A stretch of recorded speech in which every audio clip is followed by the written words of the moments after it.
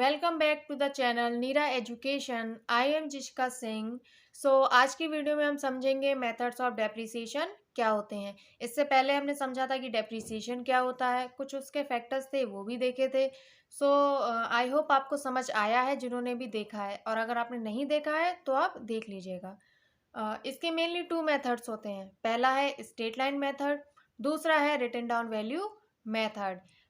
Straight line method का बहुत simple सा फॉर्मूला है, depreciation equals to cost of asset minus salvage value upon useful life. Means जो भी हमारा कॉस्ट ऑफ एसेट है उसमें से हम सेल्वेज वैल्यू यानी कि सेल वैल्यू माइनस कर देते हैं, और जो अमाउंट आता है उसको उसकी यूजफुल लाइफ जो भी हमें दे रखी होती है क्वेश्चन में उसमें से माइनस कर देते डिवाइड कर देते हैं, तो वो हमारा डेप्रिसिएशन कॉस्ट आ जाता है। यहाँ पर एग्जांपल दे रखा है, प्लांट है 5 लाख का और जो उसकी इंस्टॉलेशन कॉस्ट है वो है 50,000 और सेल्वेज वैल्यू है 10,000 और यूजफुल लाइफ दे रखी है हमें 10 ईयर्स। इस मेथड से हम कैसे निकालेंगे? सबसे पहले तो हमें कॉस्ट ऑफ एसेट चाहिए। इससे जब हम डेप्रिसिएशन समझ रहे थे तो अब हमने जो फैक्टर्स पढ़े थे उनमें था cost of asset. Cost of asset क्या होता है? जो भी एसेट की कॉस्ट होती है उसमें हम अगर हमें इंस्टॉलेशन कॉस्ट दे रखा है या ट्रांसपोर्टेशन कॉस्ट दे रखा है या फिर कमीशन पेड वगैरह जो भी कुछ दे रखा होता है वो हम उसमें ऐड कर देते हैं, तो हमारा निकल के आता है कॉस्ट ऑफ एसेट। सो यहाँ पर हमें दे रखा है प्लांट है हमारा 5 लाख का और इंस्टॉलेशन कॉस्ट हमें दे रखा है 50,000। हम यहाँ पर इसको ऐड कर देंगे तो हमारा कॉस्ट ऑफ एसेट निकल के आएगा 5,50,000। अब ये जब कॉस्ट ऑफ एसेट आ चुका है इसमें से हमें सेल्वेज वैल्यू यानी सेल वैल्यू माइनस करनी है। यहाँ पर 10,000 दे रखी है तो हम 5,50,000 में से 10,000 माइनस करेंगे तो हमारा आएगा 5,40,000 और उसको हम डिवाइड कर देंगे, जो इसकी यूजफुल लाइफ दे रखी है 10 ईयर्स तो 10 से डिवाइड कर देंगे तो क्या आ जाएगा 54,000 हमारा डेप्रिसिएशन कॉस्ट आ जाएगा। इस मेथड से हम बहुत इजीली निकाल सकते हैं डेप्रिसिएशन कॉस्ट। अब देखते हैं हम रिटन डाउन वैल्यू मेथड से। यहाँ पर एग्जांपल दे रखा है, मशीनरी है 2 लाख की और इंस्टॉलेशन कॉस्ट दे रखा है हमें 10,000। हम इसमें भी हमें सबसे पहले कॉस्ट ऑफ एसेट निकालना होता है।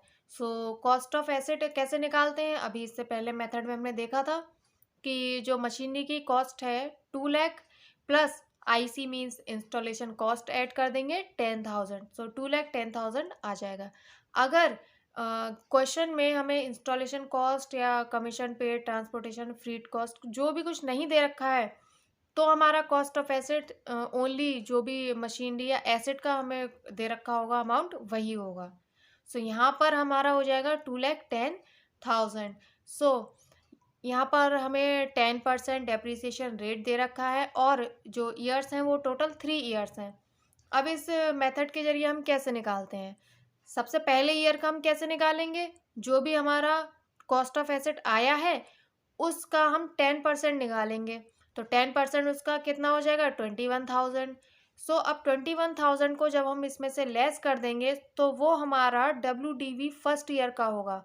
मीन्स वो हमारा रिटन डाउन वैल्यू होगी फर्स्ट ईयर की।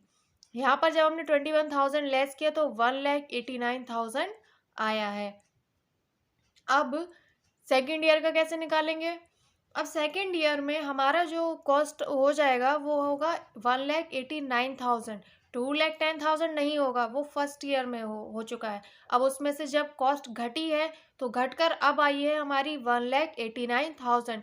जब हम सेकेंड ईयर का निकालेंगे तब हम 10% इसका बनाएंगे, तो इसका 10% किसका बना, कितना बना 18,900।